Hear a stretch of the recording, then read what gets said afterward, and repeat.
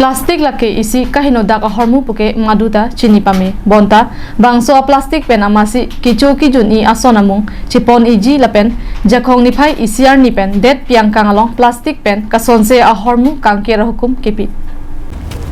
Karbiang long life kilang do anara dapan ison kenangsot abirta arjuik thak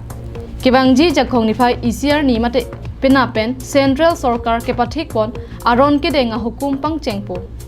Government of India pen kepaklang pon labang suaron laki plastic pen kasonse ahormu hortar pinangason kejor kilan anparta kasalona hukum sarkar hin pen inghap pon po Plastic pen kasonse ahormu hortar ephongvet ki ot kirim pon mea sondoan pinapen inghap pon po labang so hukum laki India government pensi hukum pitanglo Sonkre sirke bason plastic pen kasonse yang pong kijong kepaklang pon amen lapuson henlo Balloon stick, candy stick, ice cream stick, thermocol, plastic pen kasonse cup, plate,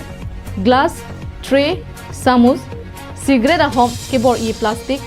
invitation card ason pen danglok son kriser ke plastic pen kasonse ahormu ason kang hapon ahukum pipondo. Kidam tong apor hut plastic ason pen ki ongdung ahormu hortar pinang ilitum kachunam choret kirim pondulo.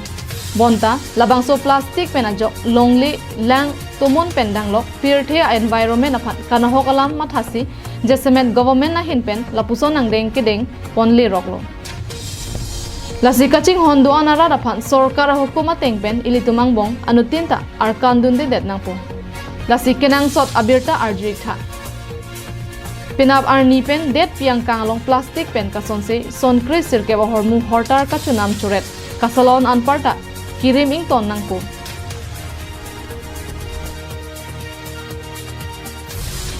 National Desk Report, Karbiang Long Life.